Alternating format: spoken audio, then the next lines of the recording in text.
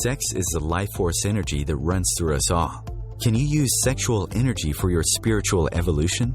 Or perhaps for emotional healing?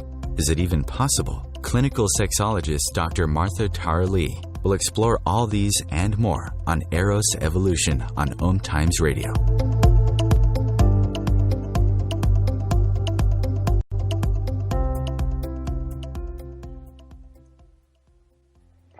Welcome to Eros Evolution, where sexuality and spirituality meets. This is Dr. Martha Tara Lee of Eros Coaching, and I am a clinical sexologist. You will be able to find me on eroscoaching.com.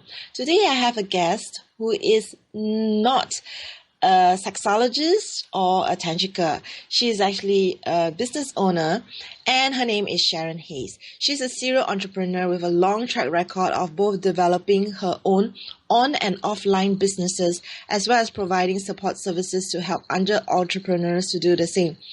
She is the CEO of Front Space, a digital marketing agency focused on helping coaches, consultants, authors, and experts build their audiences and increase their profits. Her agency, Front Space, is focused on providing strategical assistance and training along with marketing and technology implementation services. She's a big believer in giving back and has a free Facebook community for entrepreneurs at metribe.com. That's METRIBE.com. So on to the title of today's show. The title today is long, and it's called How Entrepreneurs and Executives Can Thrive by Integrating Sexuality and Spirituality into Their Lives.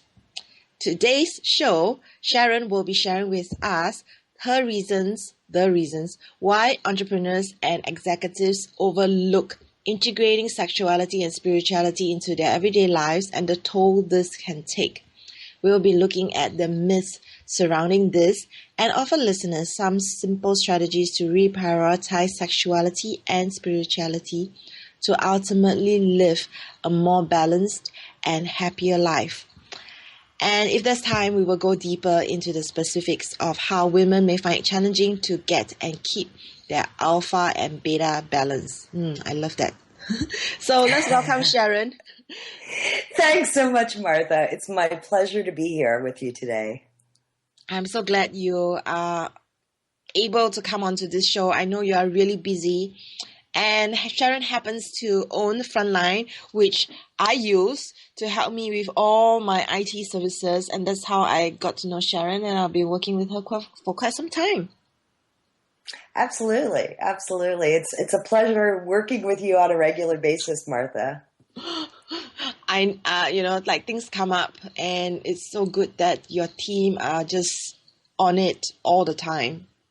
That's great. That's great. I know we really try to make it easier for people that are experts in non-technical and non-marketing areas so they can focus on the things that they do best, and we can basically take care of the rest. Besides Frontline, I know you have a lot of experience and you have many other things going on. So could you just explain briefly with listeners what your expertise really is in? Sure. So I've been in business now for just over 25 years. And over this time, I've built several dozen different companies. And I've also had a number of different businesses that have worked with clients from small businesses to large corporations in helping them in business development, whether that's marketing, general business strategy, or IT as well. And what made you get into this? Is it, to make money? How did you get into business, I guess? Well, the first thing, when I first started my first business, I was actually still in business school, and I was working full-time with going to business school and working for Canada's largest company at the time. And I was told on a Friday, right before a new school semester was starting, that I didn't have a job on Monday. And I decided from that point on, I didn't want to leave my future and my financial livelihood in someone else's hands again. Yeah. So I've created a number of businesses, and I keep getting drawn back to the idea of helping others with their businesses, because for me, that's what makes my heart sink. And I think it's important for all of us that we spend our working hours. I mean, we spend more time working than we do anything but sleeping. So it's important that the work that we do has some meaning for us. And for me to be able to help clients in the way that we do and do it from a place of integrity and such, that's really fulfilling for me personally. Yeah, your business is really helping me for sure. And you were the one who actually suggested to me that I should have a podcast. Yeah, absolutely. So Eros Evolution wouldn't have happened if not for you. Well, that's great. That's great. I'll be happier when you're celebrating your 5th year of the show and you've got millions of listeners and fans. I see it coming, Martha. Thank you. I have learned so much along the way. I'm so happy that you're here. It feels like it's come, like full circle in some way. And I'm, I was really happy that you're here. Awesome. So in today's topic, I'm really glad that you came out with this topic, because who better to talk about businesses than you? And in your work with clients, how do you see sexuality and spirituality coming into play? Yeah, that's a great question to start off with. So I've worked with a lot of large corporations over the years, but over the last few years, most of my work has been with smaller and medium-sized businesses. So a lot of my work, at least in the early stages, is directly with the owner of the business. And often clients come to us and they have specific ideas in mind of what they want to do with their businesses. And most of the time, what they want to do with their businesses is focused on income goals. And I just talked before, Martha, about how important it is with our work for something to be really fulfilling. Yeah. So there's a misconception that if you make more money in your business, then you're going to end up being happier.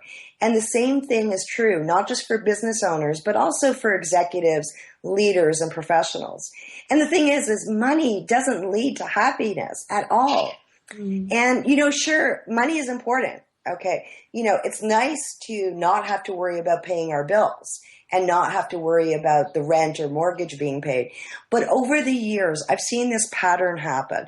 People will work crazy hours to grow their business or advance their careers. And they set goal after goal and they meet their goals. But then they reach their goals and they find out they're still not happy. They have all this stuff and they might have money, but they're not happy at the end of it.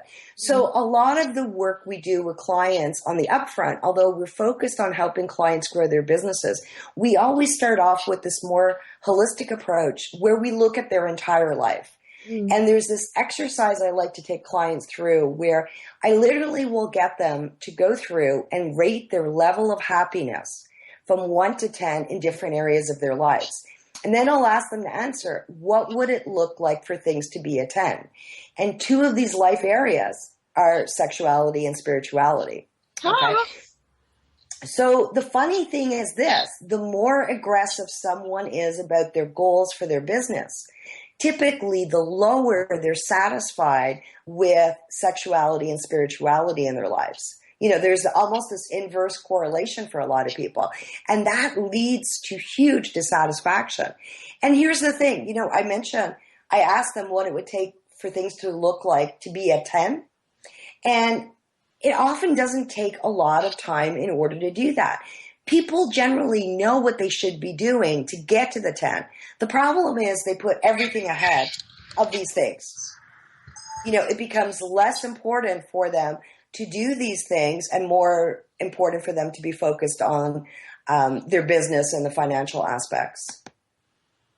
Whoa. So you said, their satisfaction with sexuality is inverse with what? With their success rate. Success rate. Yeah. So the more successful they are in business, the more money they're making, the less happy they are about their sexuality and spirituality. Oh, no. So why can't, it be worked out that we can have it all? Well, we can. We can. And I'd like to share a little later some specific tips on how to be able to get this balance. But here's the thing is that, so often when working with people, they know that there's this void that goes beyond the money and the business part of it. And they know that these two areas are lacking for them, but they don't connect the void and the unhappiness that they have with not being proactive in these two areas. It's easy, for example, for the male executive to come home, take his suit off, and to go into shorts and a t-shirt, grab a beer out of the fridge or pour a glass of wine and sit down in front of the TV. And that's his day. And the same thing for the woman, that she comes home and what happens is she gets into sweatpants and a t-shirt, maybe the husband's t-shirt or something like this. And sexuality and spirituality, they're tired. They've had a long day. These things are not important to them. Yeah, I always tell my clients that, if they put in 120% into their work, then what's left for their relationship and sex life? Exactly. Yeah, and they stare blankly at me and they have no idea. They're just overextended in at work, and that's why they don't feel they have any energy when they come home. Right. But it's kind of like exercise. It's exercise. We know we should be doing it. We know when we exercise, we sleep better. We have more energy. But it comes down to this prioritization issue where we don't want to schedule it first. So it doesn't happen. And as a result, it becomes this increasing void, this increasing unhappiness for us. Yeah. So when you get your clients to rate the different areas of their lives, we'll come back and talk more about the different areas. I'm just curious, what are the different areas you get your clients to rate?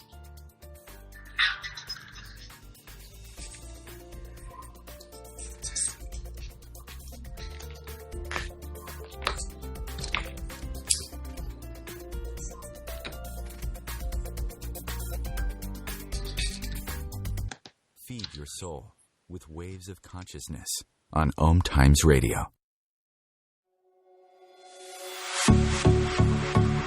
Dr. Kevin here, and I want to invite you every Thursday, 3 p.m. Pacific, 6 p.m. Eastern, to join me on the Dr. Kevin Show, where we have a diversity of guests who help you step outside the box, behind the curtain, and see what a load of crap is going on in the world today, so you have more information with which to make better decisions. We'll see you there. Namaste. Imagine receiving healing, vibration-raising energy as you listen to the radio. Energy that flows effortlessly to you. Imagine exploring all things metaphysical, sharing in an ongoing adventure. Join me, Karen Smoot, along with my co-hosts Lisa Victorson and Wendy Weber for Immersion into Source every Wednesday, 8 p.m. Eastern Standard Time, right here on Om Radio. Being a radio host on IOM FM allows you to build your show on a rich platform with the power of the internet to fulfill your outreach goals and connect with a very specialized and global online audience, unlimited by time and distance. Om Times Radio will provide you with web relevance, a recognizable conscious brand, and with the standard of excellence that has accompanied every single Om Times endeavor. Host your show with Om Times Radio Network. Om Times Magazine is one of the leading online content providers of positivity, wellness, and personal empowerment. A philanthropic organization, their net proceeds are funneled to support worldwide charity initiatives via Humanity Healing International. Through their commitment to creating community and providing conscious content, they aspire to uplift humanity on a global scale. Om Times, co-creating a more conscious lifestyle. Conscious media for conscious minds. Om Times.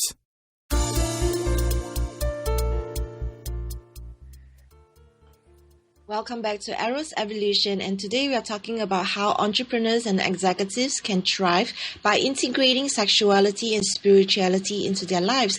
And we have Sharon Hayes, who is a serial entrepreneur and the CEO of Front Space. You can actually join her free Facebook community for entrepreneurs at metribe.com. That's METRIBE.com. And of course, her agency is called Front Space, frontspace.com. And just before the break, I was trying to squeeze in a question about the different areas in which Sharon gets her clients to rate their level of happiness in the different areas of their lives. So Sharon, what are the different areas besides sexuality and spirituality? Sure thing. Yeah, that's a great question. So obviously finance is one of them. So coming after that is their professional life. So whatever that looks like. Now, here are the other things that I think are really important when we look at overall life balance, and they do tie definitely into sexuality and spirituality. One of them is relationships, and relationships that's not just with your spouse, your partner, and so on, but your children. It's with members in your community, other members of your family, your friends, and so on. Another area is continuing your education or learning. And that's something that I often find is put on the back burner with people who are struggling. And here's the interesting thing that people that find their track to success to be much faster and smoother actually prioritize learning. They may not prioritize necessarily sexuality and spirituality, but they do prioritize learning into their lives. So those are, the other key areas where I think it's important when we're looking at overall life balance, that it's kind of like legs of a stool where you want to have these things all at the same optimal level. And here's an interesting thing that I found overall, and this goes back to, remember, two of the core areas are sexuality and spirituality, is that your level of success, if you're an ambitious person, is always going to be capped off overall by the lowest number when you do this rating of 1 to 10 in each of your areas. So if sexuality is only a 1 for you, you're not going to have this balance overall, and you're never going to be able to hit your peak potential of what you could in your business. I love what you're saying. Good. It's the first time I ever explained it to somebody that way, so I'm glad it was clear. Oh, I got it totally. We are limited by our weakest link. Like our exactly. Yeah. The very thing that we're not good at is the very thing that limits us. Sure, it totally makes sense. And those are all really, really key areas because, here's an interesting thing is I used these areas and rating for over a decade with clients. And it's only in the last year that I added sexuality in as a separate one on its own, because the number of times, this wasn't necessarily an upfront thing, but that it would come up that this was one of the reasons that in their primary relationship, or even in some cases with people not having a significant other, we're seeing this huge thing happen right now where we have women that are in their late 30s, in their 40s, and their 50s, where they've been so focused on their careers and their business. They're not married. They don't have a primary relationship. And the same thing for men. So I think that it's important from the get-go when we're doing work with clients to factor this in. So this way we're looking at this holistic approach, as I said. Yeah. I like your holistic approach because you're doing way more than just services. You're really helping them with their life purpose and their happiness, like you mentioned. Yeah. So what are some of the specific challenges in your experience that men and women face? Okay. So first, for women, I want to talk about the alpha versus beta concept for a bit. And I know, Martha, that's something that you like those terms. So yeah, I do. Imagine we put a random group of women together. The alpha woman in the group is going to be the one that's going to lead the conversation. Alphas by nature are associated with power and influence. By contrast, the beta in the group is going to be more supportive, and they're going to be the ones that are going to be listening to other women. But here's the thing. Female leaders, whether you're an entrepreneur, you're an executive, or you're a manager, you're more likely to be an alpha than you are a beta. Or at least your personality type is going to lead you towards more likely being alpha dominant. Yeah. And here's the thing, is that many alpha women, they may be sexually dominant and aggressive. I don't have any doubt about that. But here's the thing. When it comes to heterosexual relationships, most women are more attracted to alpha men instead of beta men. And alpha women really aren't an exception to this. So on the sexuality side, here's what I see happening a lot. So I work with a lot of women who are in marriages or long-term relationships where they're with somebody that's a really alpha male and there's problems. Yeah. As a result, there's often high divorce rates, there's marital dissatisfaction, and so on. See, here's the thing. It's tough for a lot of women to do that transition from being an alpha at work to being beta or less alpha in the relationship. You can't just flip the switch and expect to change. And I've worked with a lot of women, as I said, who are in their 40s and 50s, and they're still single. Many of them say that they don't have time in their life for a man. And a lot of this comes from frustration because they're attracted to the alpha male, but when they get close to one, there's often friction because they're too aggressive. They can't overcome that friction, and they haven't come close to mastering how to balance the alpha and the beta within them. And then I don't know how much you're familiar with the concept of the goddess movement.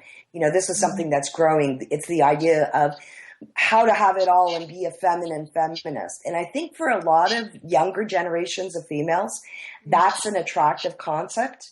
But for a lot of women that are naturally alpha in their work, they kind of feel uncomfortable with that idea. They just want to work in business like men.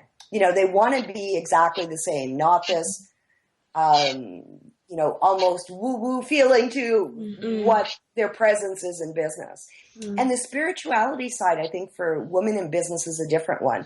See, here's the thing, is the female leader is almost always likely to be superwoman because they have to do all the traditional female things in their family and in their personal life, while in their work life, they have that more masculine role. And it feels like there's no time to do everything. So cuts have to be made and things end up getting done because it's urgent. It's right in front of them. So what happens here is that they either totally ignore spirituality or it becomes so low on their list, it becomes a someday thing that they don't do anything about. So that's woman and the challenges that I see as far as sexuality and spirituality goes. Yeah, I totally agree with everything that you are sharing. I love it. You know, you are describing the alpha women as the masculine and to me, the beta as more feminine, I guess. Right. And it really is necessary, I think, for women especially who are more aggressive in their professional aspirations or if they run a business, to be able to learn how to do this balance. So, and the flip side of it, men now, Martha. So with men, both spirituality and sexuality issues, I think, come down to prioritization. There's always going to be things that come up and need to be taken care of. And here's the thing. This is something that I find really interesting. And I don't know in your work how much you've come across this. But see, with a lot of men, there's always going to be some specific struggles that can come up. It might be because they're just at the beginning stage of their career. They might be starting a new business, or they might lose a business deal or something else. And here's what ends up happening on the sexuality side. If they're not getting consistent wins with work, sexual issues start to pop up. Okay. And here's the thing, though, is that a lot of the male clients I work with, they have successful female wives, girlfriends, or partners. So what happens is the man deals with some type of struggle, their partner isn't, and that gives them this shift of things going off balance. And this is something where I've actually had a couple, I feel like sometimes I should be a sexologist or life coach. I've had some male clients mention to me that impotence becomes a problem. they're struggling with their business. So they have struggles with their sexuality. So if you're a male and you have all this stuff going on, it becomes almost this downward spiral where they try and push things. And our tendency as humans is we don't want to have that. So what happens is, instead of working through the issue and getting help for it, talking with the partner about it, they just give up on sex, and sexuality becomes something that becomes a 0 or 1 for them. And then here's the thing is, even when work or finances or whatever starts to get better, there's self-doubt. Okay. Yeah. It's hard to go from a place of things being bad and you have had these issues that have cut sexuality out of your life, and then all of a sudden those issues are gone. Okay. Yeah. So I've had some male clients that they're doing really well now, but they had years of struggle with getting their business going. And they may not have had sex for several years, going back to whenever it was that they were struggling. And another thing as well, too, on the spirituality side for men, unless spirituality is part of what their work is all about, I often feel that they don't think it's important enough to be prioritized. I agree with you. Men are just so focused, generally. And so they can't think laterally, including work-life balance. They have difficulties understanding what that means. I also like what you shared about how they sometimes are their biggest enemy. They have self-doubt, and even though they're good, or they just have one problem, they go into this downward spiral. Right. And it's easier just to cut something out, because if you're trying to get things on track in other areas of your life, cutting out the things that aren't working that you may not at that time see as a priority, that becomes really easy to do. And there's also the stubbornness of some men too on that issue too, I think. So. Yeah. Also, there's this why fix something if it's not broken? So when they leave something down in the list of priority, it doesn't happen immediately, and over time it really starts to tip things off balance. So exactly. So we've just been talking about the challenges men and women face at work, and we'll come back for more.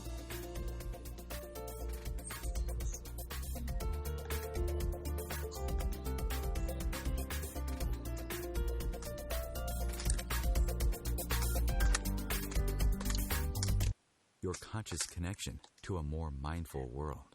Om Times Radio. IOM FM. Welcome to The Gathering Around My Kitchen Table on Equilarium FM, Wednesdays at 1 p.m. Eastern Standard Time. Join my guests as we integrate spirituality into everyday reality with vibrant conversations, inspired interviews, and my latest channeled guidance to inspire and brighten your day. I'm Claire Johnson, and together we'll be raising vibrations across the nations. Have you bought into the idea that you have to work hard for your money, that business is hard? I will share some dynamic access consciousness tools to get you out of your own way so you can create a business that actually succeeds. Join me, Simone Millisers, on The Joy of Business at 4 p.m. Mondays Eastern.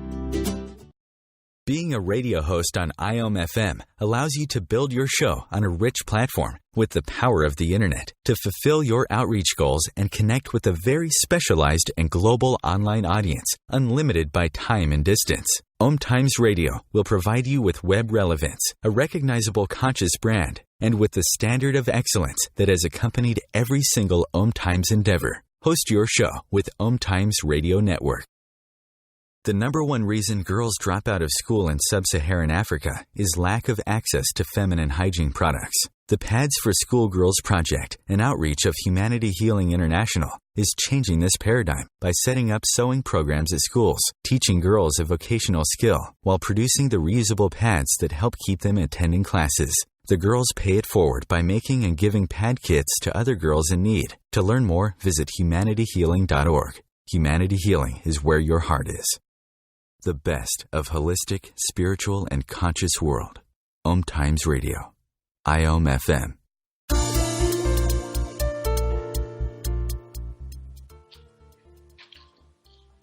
Welcome back to Eros Evolution, where sexuality and spirituality meet. My name is Martha. I'm a sexologist, and my company is called Eros Coaching. You can find me on eroscoaching.com. You are listening to Eros Evolution on the Times Radio Network, and you can share this show with your friends right now by sending them the link omtimes.com/mobile. With this link, your friends will be able to listen to our show without needing to download any app. And this is very useful, especially if you have an Android and it's not very compatible with many other kinds of applications. So share it now and your friends will love it.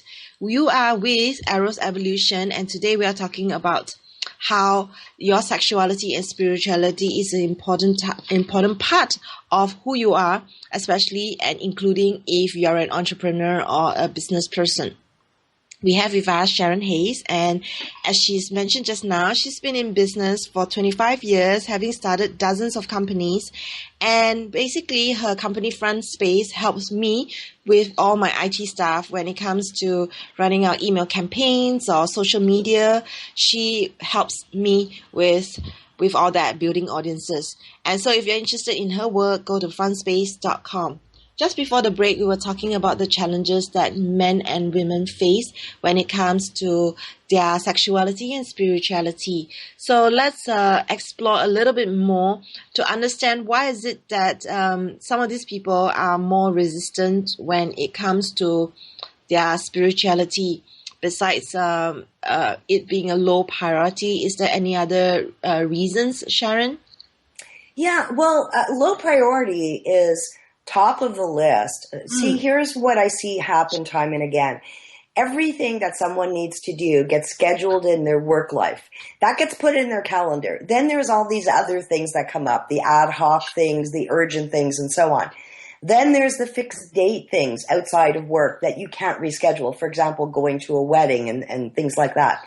And here's the thing. When I talk with leaders, I often hear from them that there's more important things for them to do than take the time for spirituality in their lives. And when you talk with a lot of leaders, for example, about meditation, they'll laugh. That's not for them. That's for other people. See, I think that part of the resistance and the lack of desire to prioritize it is they see spirituality as being something woo-woo, that's out there, that it's something nuts do, that it's not something we all need to have within our lives. And although spirituality can be woo, it doesn't need to be. Spirituality is just about connecting with something outside of yourself and taking the time to shut down the outside world and having this form of reconnection.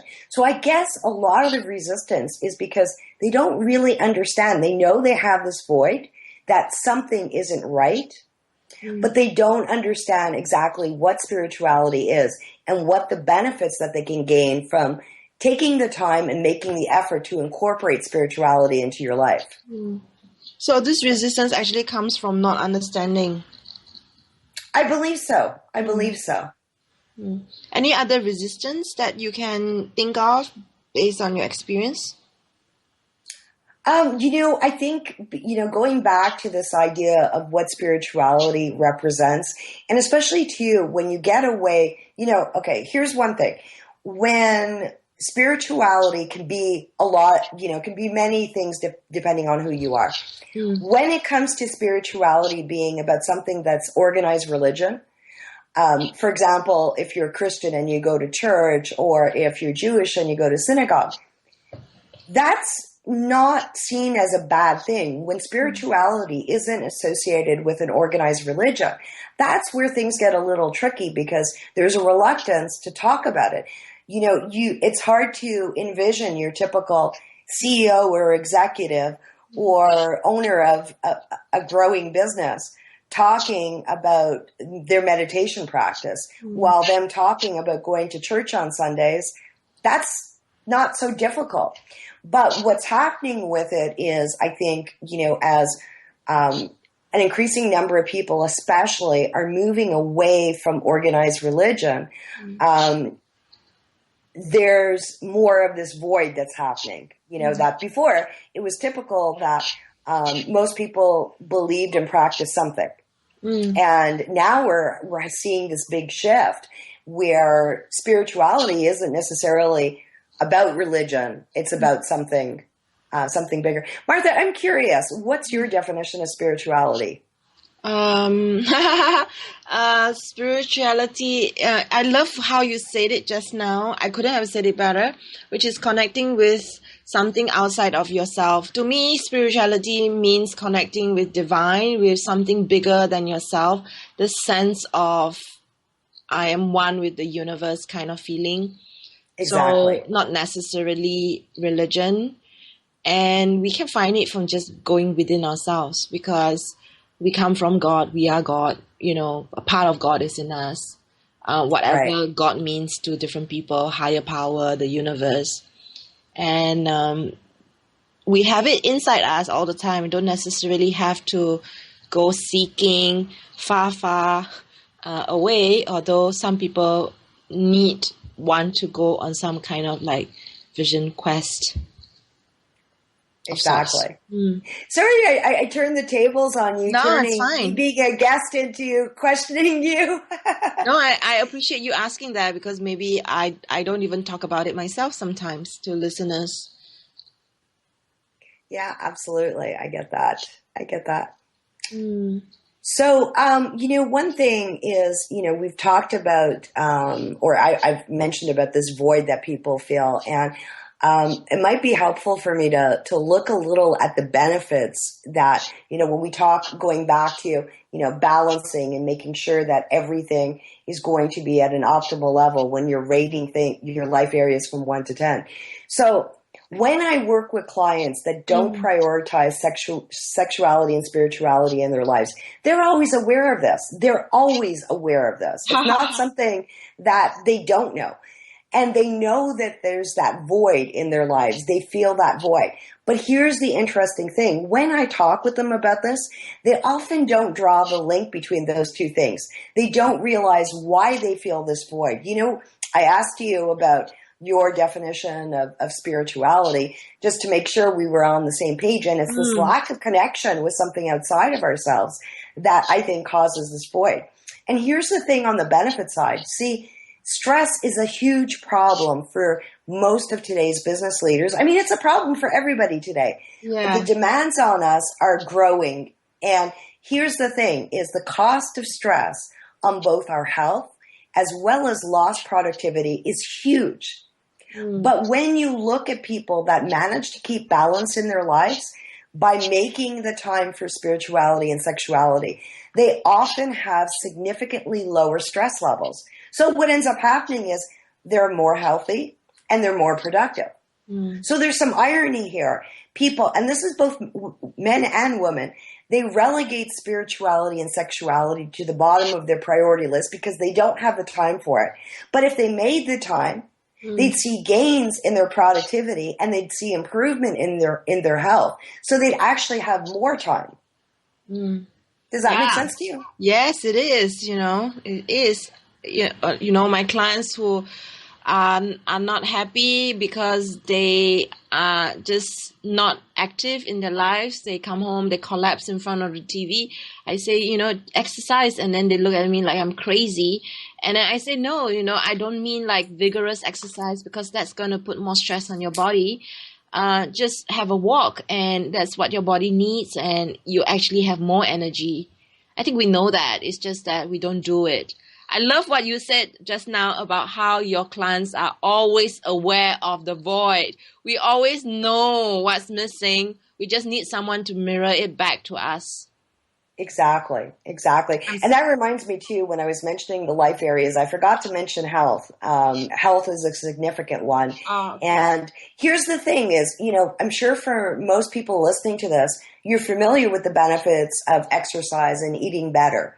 But you can, by making sure to get this prioritization of sexuality and spirituality in your life, you get many of the same benefits that you do from exercising and from eating better. Yeah, definitely. We need to have this holistic approach, like you mentioned. Right. Exactly. So I guess then the next question is, what we can do to get and keep this balance. Yeah, that's right. So just briefly, what are the benefits that can be derived based on your experience in maintaining this balance? So, like I said, they end up getting more time within their lives because of this.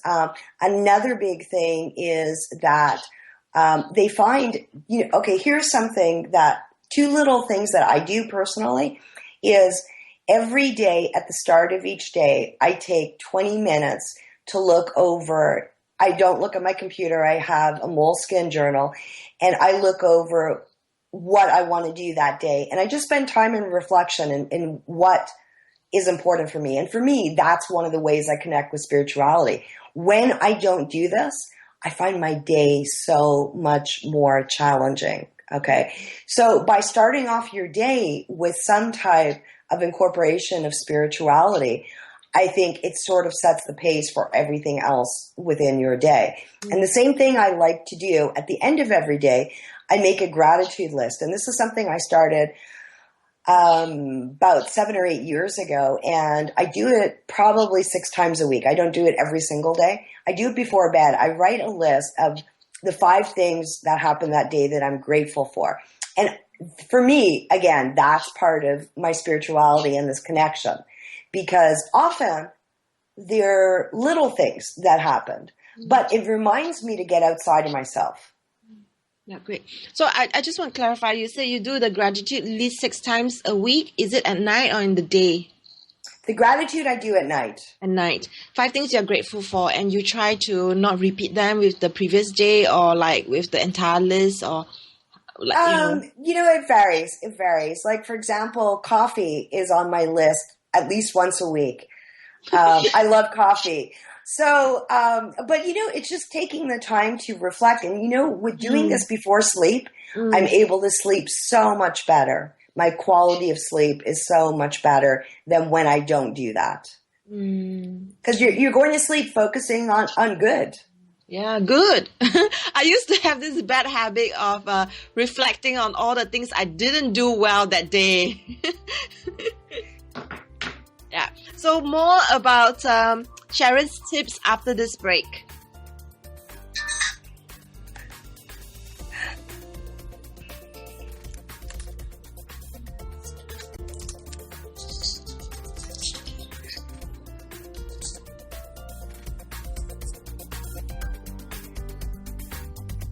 The future of Internet radio is here. Om Times Radio. IOM FM. Circle of Hearts Radio is a sanctuary on the airwaves. Join me, Grandmother Elia, in the circle on Sunday 2 p.m. Eastern as I share information to both enlighten and nourish your soul. Do you have time to read that inspiring book or that blog post you've been meaning to get to? In your busy world, how do you improve yourself and keep your life going? I'm Lisa Kay, and my Between Heaven and Earth radio show can transform your life just by listening. Be uplifted with inspiring topics, positive stories, and ideas that really work. Between Heaven and Earth radio is conscious living for your soul, every Wednesday at 4 p.m. Eastern Time. Host your show on IOM FM, the radio network of Om Times Media, one of the more recognized brand names in the conscious community, and is backed by the extensive marketing reach of Om Times.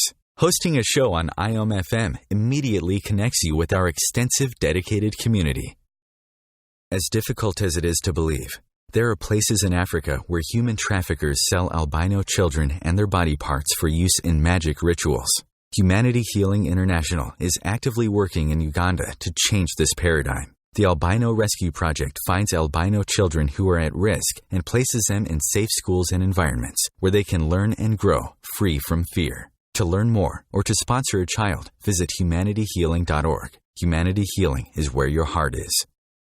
The Real Conscious Connection. Om Times Radio. IOM FM. Welcome back to Eros Evolution, where sexuality and spirituality meets. We are into our last segment of today's show, and we have Sharon Hayes, and she's a serial entrepreneur. We are talking about how we can integrate sexuality and spirituality into our lives, whether you're an entrepreneur, executive, or just somebody who works somewhere. Anyway, Sharon Hayes can be found on Sharon Hayes. That's HAYES.com. That's her personal blog. And before the break, we were beginning to talk about some specific steps that you can take to keep your balance in your life when it comes to maintaining your sexuality and spirituality.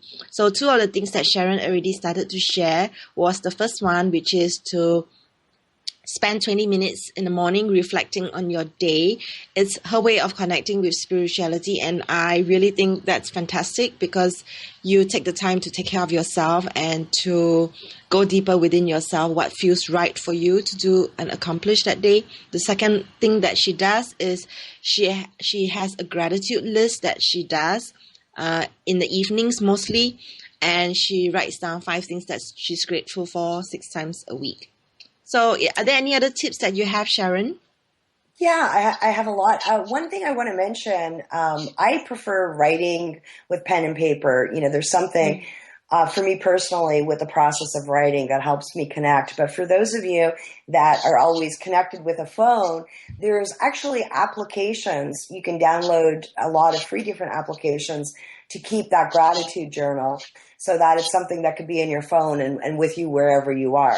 So that's just a little suggestion for listeners. So one thing that's, let's circling back to the benefits where we talked about reduction of stress, that you're having this void becoming full. So it's important to realize the benefits, because if you don't understand the benefits, you're never going to prioritize sexuality and spirituality into your life. Yeah. So first, realize the benefits. Even if you haven't experienced it yet yourself, at least realize that the more you work at it, the more beneficial it's going to be for you. Mm-hmm. When it comes to spirituality, I think that what a lot of people have a problem with is that you need to start off identifying what spirituality means to you on a personal level. For some people, it might be about organized religion, and it might be about furthering your learning. For others, like I gave the example for me, it's a reflection and then the gratitude journal. It could be about meditating or just making space in your life to reflect. So you can answer the question, what things can you do to incorporate spirituality into your own life? When it comes to sexuality, I think it's somewhat similar in that it's very personal. I can't tell individuals what they need to do, but some clients I've worked with have added things into their routine, like scheduling a date night every week with their partner. So on that date night, they have a babysitter for their kids. They turn off the phone. They're not connected to anybody but their partner. They dress in a way that makes them feel desirable and better about themselves. And I've heard of people that they feel more sexually connected just by wearing sexier underwear. So answer the question, what can you do that makes you feel more connected sexually speaking? And then for men and women who might be having sexual dysfunction issues. I sent so many people to Martha's site when this comes up. Yeah, she has a ton of information that's really helpful in some programs. But on that side, it could be as simple as figuring out strategies so that you disconnect before any type of intimacy, so you aren't bringing your work issues into the bedroom with you. And that brings to another issue, is that dialogue is really important. If you're having some type of bigger issue, talk with your partner about it. Let them know what you're struggling with and how they can help make things better for the two of you. And then go back to scheduling. Before you start to dump business meetings into your calendar, schedule in stone your commitments for spirituality and sexuality. I think on the spirituality side especially, it's important that you have a daily routine. That you're doing the same thing every day, so that automatically over time, it becomes natural for you. Here's an example of something I want to share. One of my clients is Orthodox Jew, and he had left working for someone else to start his own business. And before, when he was working for someone else, he worked set hours, and he used to go to synagogue every morning, but he had to stop when he started his business. because the synagogue had been near where he worked and that was far from him, and because of lack of time, he wasn't able to go every day, and he felt a lot of guilt because of this. He was aware of this. But what we worked out for him is that every morning he'd spend 15 minutes at home with the Torah, and that one small change made a huge difference in his life. Yeah. Great. Fantastic. So it's a matter of figuring out in both areas what it means for you and then setting the time. Yeah. If it's not on your calendar when you're a busy person, and make sure that it's not something that you can change around because something else comes up. That's a key as well too. Yeah. I think we don't appreciate the importance of setting certain routines and rituals into our lives, because as entrepreneurs, we have so many things going around us, and we want to get so many things accomplished, including executives, of course, and we don't appreciate how important it is to calm down our nervous system, to have certain set stones in place so that it really anchors us to what's really important, and which is to not lose our sense of self in the midst of all this chaos. Yeah, absolutely. Absolutely. And, there's, going back, circling on the benefits and incorporating, certain behaviors into your routine. So one client that I worked with a couple of years ago, this was kind of interesting that he is agnostic, so he's not involved with any type of organized religion. And he started meditating every morning. And after doing this for about 2 months, he turned around and he told me that people were starting to tell him how much calmer he was speaking with them, and he was starting to listen more. Great. And he had no idea that this was going to happen because of meditation. Yeah, our inner self reflects the outer self. So if we feel more centered and grounded inside, then it shows. And there's also the accumulative effect that starts to happen. Yeah, absolutely. So coming back to the steps and benefits of maintaining this balance when it comes to our spirituality and sexuality, I love what Sharon shared about us asking ourselves rather than just, getting tips from her. So, she speaks exactly like a coach, which is to keep asking yourself how you can incorporate spirituality into your life, how you can incorporate sexuality in your life. So start by asking yourself these questions. It's up to you to define what sexuality and spirituality is for you. Exactly. Fantastic. These are so important. Sometimes we just get swept with what everybody else is saying, and we forget what's really important for ourselves. Right. Like, for example, meditation, to be honest, I can't meditate. It's something that I just don't like doing, but I enjoy my quiet time with a pen and paper. For me, that provides the same outlet that meditation does for many other people. And for some people, they think that meditation means sitting down and emptying their brain, and meditation comes in many forms. There's walking meditation, and perhaps what you're doing is already a form of meditation because you are doing it in the form of words, writing meditation, So that's what works for you, and all of us have just to figure out what works for us as well. Absolutely. So I'm very intrigued about what you shared about the alpha and beta balance. I totally agree with you because I see this in my work all the time. When it comes to the female listeners, so what advice would you have for them in maintaining this balance? Well, the first thing is that I really suggest by, again, thinking what makes you feel more feminine. I mentioned underwear earlier, and you know what? Wearing sexy lingerie, I think, is one of the easiest things we could do to reconnect with our feminine side. And it doesn't take a lot of effort to do it.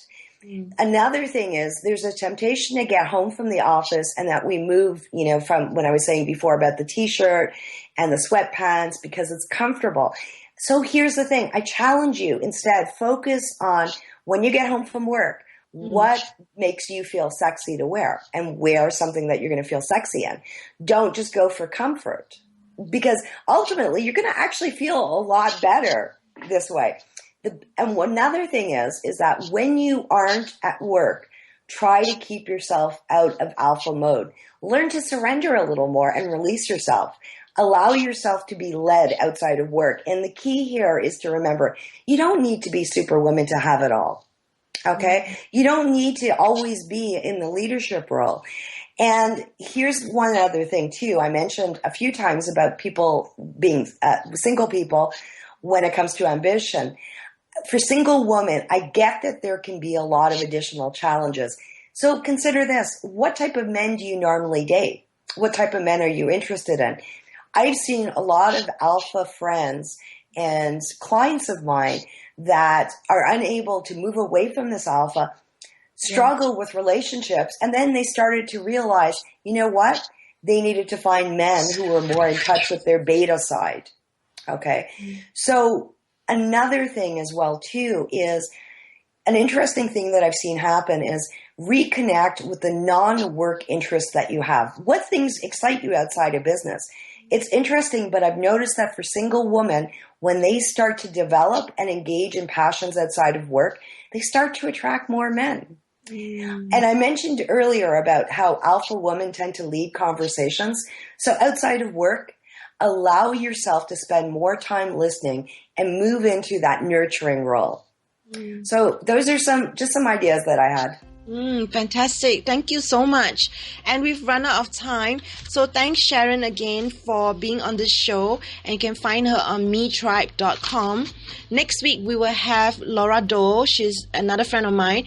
And she'll be talking about the art and science of female arousal. So tune in to Eros Evolution next week. Thanks, Martha. Thank you.